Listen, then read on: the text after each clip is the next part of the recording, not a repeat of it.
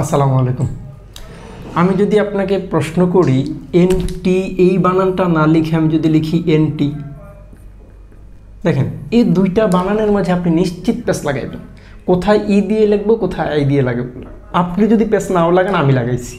এই প্যাচ লাগানোর কারণ হলো আমরা আসলে শব্দটাকে কোনো সময় ভেবে দেখিনি শব্দের ভিতরে কি বলতে চাচ্ছে, কিংবা আমাদের বাস্তবতা হলো আমাদের বাংলাদেশে আমাদেরকে শব্দার্থ মুখস্থ করানো হয়েছে। শব্দার্থ মানে this is a memorising part, you have to memorise it by hook or by crook, that is the fact. দেখেন সেই জায়গায় আমাদের কাজ হলো এনটি এবং এনটির পার্থক্য বোঝা। এই পার্থক্যটা আপনি বুঝেন আর না বুঝেন এটা আপনার ব্যাপার, কিন্তু আমি যে জায়গাটা নিয়ে কথা বলছি, এনটি থাকলে সাধারণত আগে অর্থ দিবে, বিফোর অর্থ দিবে। এখন আসি এনটি রুম, তার মানে আপনি রুম অর্থ জানেন একটা কক্ষ, তার মানে এই রুমের আগের রুম। এনটি রুম মানে মূল রুমের আগে আপনার বড় একটা রুম আছে, এই রুমের আগে ছোট একটা রুম থাকবে, যে রুমটাকে এনটি রুম বলে। ঠিক তেমনি এনটি চেম্বার, আপনার চেম্বার অনেক বড় চেম্বার, আপনি বড় অফিসের বড় কর্মকর্তা, আপনার যে রুমে আপনি বসেন এর আগে যে ওয়েটিং রুম সেই রুমকে এনটি চেম্বার বলে। অর্থাৎ বুঝা গেছে এনটি চেম্বার মানে this is a waiting room. এই যে রুমে আপনার সাথে আপনার কাছে যারা দেখা করতে এসেছে তারা দেখা করার জন্য যে রুম, এই রুমটার নাম এমটি চেম্বার। ঠিক তেমনি এন্টিকোয়ার, এন্টিকোয়ার এই শব্দটা মূলত কৌরাস থেকে এসেছে, গানের সাথে সম্পৃক্ত। মূলত মধ্যযুগে কিংবা আধুনিক যুগে এসে এই খ্রিস্ট ধর্মের সাথে, যেখানে খ্রিস্টান চার্চের মানুষ সেখানে তারা গানের চর্চা করে, এর আগে এই চর্চা করার যে মূল রুম, এই রুমের আগের যে রুম, এই রুমকে বলা হয়েছে এন্টিকোয়েল। ঠিক তেমনি এন্টিবেলাম। আচ্ছা, এই বেল থাকলে মূলত যুদ্ধ অর্থ দেয়, এটা নিয়ে কথা বলবো। বেলিকোজ, বেলিজারেন্ট, যুদ্ধবাজ, এই জাতীয় অর্থ আছে। তার মানে যুদ্ধের আগের সময়ের যে অবস্থা সেটাকে বলা হয়েছে এন্টিবেলাম। তাহলে এই শব্দটা মূলত কোথায় ব্যবহারে প্রথম শুরু হয়, কিংবা এই যুদ্ধ দ্বারা কোন যুদ্ধকে বোঝায়, এটা একটা বড় প্রশ্ন থেকে যায়। এই প্রশ্নের উত্তরটা হলো মার্কিন যুক্তরাষ্ট্রের যে সিভিল ওয়ার, গৃহযুদ্ধ, এই যুদ্ধের আগের যে সময়টা সেই সময়টাকে মূলত বোঝায়। এবার আসি এনটি থাকলে, আবারও বলছি আগে অর্থ দেয়। দেখেন বারবার একই শব্দ একাধিকবার। মর্ট থাকলে মূলত মৃত্যু অর্থ দেয়, যেমন ম্যান ইজ মর্টাল, মানুষ মৃত্যুবরণ করবে, প্রত্যেক মানুষ মরণশীল আমরা পড়ি। এই মর্ট থাকলে মূলত মৃত্যু অর্থ দেয়। এখন একটা প্রশ্ন আপনাদেরকে রেখে দিই, যদি মর্ট অর্থ মৃত্যু অর্থ দেয় তাহলে মর্টগেজ কেন বন্ধকি? এই প্রশ্নের উত্তরটি আপনি খুঁজেন, ইনশাল্লাহ এই ভিডিওটা যেদিন বানাবো সেইখানে এটার ব্যাখ্যা দিব। তার মানে এন্টিমর্টেম মানে কি? আপনি দেখেন একটি প্রাণী মৃত্যুবরণ করবে, এই প্রাণীর মৃত্যুর আগের যে সময়টা, এই সময়টাকে বলে অ্যান্টিমর্টেম।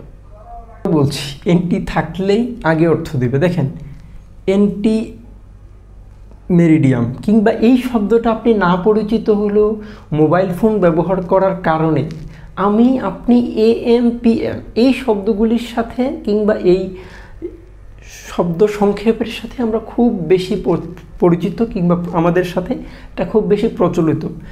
AM এর পূর্ণরূপ এন্টি মেরিডিয়াম। কোনোদিন কি ভেবে দেখেছি এন্টি মেরিডিয়ামকে কেন এন্টি মেরিডিয়াম বলা হয়?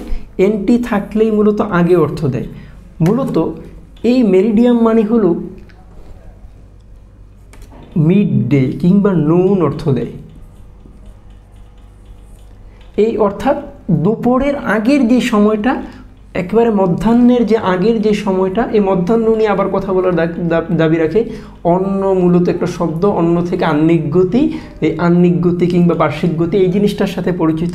এই অন্ন, এই মাঝখানের যে অন্ন, এইভাবে বাংলায় লেখা হলো। ইংরেজি ভাষায় বলা হয়েছে এন্টি মানে এই মধ্যাহ্নের আগের সময়টা, আর ওইটা হলো পোস্ট মেরিডিয়াম কিংবা পরেরটা। তার মানে আমরা মূলত এন্টি মেরিডিয়াম না কথা বলছি। এই জিনিসটার শব্দ সংক্ষেপ হলো AM। এবার আসি এন্টিডিলুভিয়ান। যদিও আমাদের বাংলাদেশের অভিধানগুলোতে এই শব্দটির অর্থ লেখা হয়েছে সেকেলে কিংবা প্রাচীন, কিন্তু কথা হলো প্রাচীন কিংবা অ্যান্টিডিলুভিয়ান লেখার কারণ, সেকেলে অর্থে অ্যান্টিডিলুভিয়ান লেখার কারণ কি? এই প্রশ্নটা আমিও নিজে কি করলাম, আপনাকে করলাম। দেখেন এন্টি মানে আগে। এখন প্রশ্ন হলো ডিলুভিয়ান। এই ডিলুভিয়ান শব্দের ইতিহাসটা হলো ডাইলিউশন, একটা শব্দ আছে ডাইলিউশন, এই ডাইলিউশন শব্দটির অর্থ মূলত তরল। আমি যদি বলি পৃথিবীটা তরল হয়েছিল কোনো এক সময়, ঠিক এই সব গোটা পৃথিবী তরল হওয়ার আগের যে সময়, এটাকে অ্যান্টিডিলুভিয়ান বলে। কীভাবে? হ্যাঁ, মনে পড়েছে, পুরো পৃথিবী এক সময় বন্যায় ভেসে গিয়েছিল। সময়টা হলো হযরত নূহ আলাইহিস সালামের সময়। ওই সময় সারা পৃথিবীতে বন্যা হয়েছিল। ঠিক নূহ মানে যদি আমি বলি অ্যান্টিডিলুভিয়ান দ্বারা আমি এক্স্যাক্টলি বোঝাতে চাই যে অ্যান্টিডিলুভিয়ান মানে হলো হযরত নূহ আলাইহিস সালামের আগের সময়, এর পরের সময়টাকে আমি অ্যান্টিডিলুভিয়ান বলবো না। আমি কিন্তু এই বক্তব্যটা দেবার দাবি রাখি, কারণ শব্দ আমাকে এই কথাটা বলছে, শব্দের ভিতরে আমাকে বলে দিচ্ছে যে পৃথিবীতে যখন তরল হয়েছিল, পৃথিবী যখন ডুবে গিয়েছিল, এর আগের সময়টাকে আমি অ্যান্টিডিলুভিয়ান বলবো, কিংবা এর পরের সময়টাকে আমি অ্যান্টিডিলুভিয়ান বলবো না, আমি বলবো পোস্ট ডিলুভিয়ান।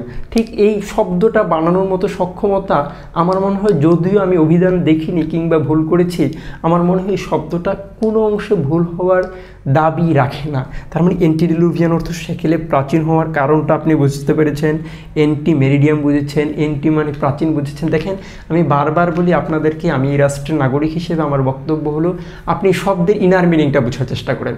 আপনি কোডিং বুঝলে যেভাবে আপনি বড় করে শব্দকে আপনি একটা বড় কম্পিউটারের কাজ করতে পারেন, বড় একটা ওয়েবসাইট তৈরি করতে পারেন, আমার মনে হয় আপনি শব্দ বুঝেন, শব্দ দিয়ে আপনি বাক্য কিংবা ভাষাটাকে আরও চমৎকার করে সাজাতে পারবেন, কিংবা আপনি আরও বেশি কাজ করতে পারবেন। সুতরাং একটু রাষ্ট্রটাকে নিয়ে ভাবলে কিংবা আপনি আপনার ব্যক্তিগত ক্যারিয়ার নিয়ে ভাবলে আমার মনে হয় শব্দের ভিতরে যে জায়গাটা আছে সে জায়গাটাতে আপনি গুরুত্ব আরোপ করতে পারেন। আসসালামু আলাইকুম।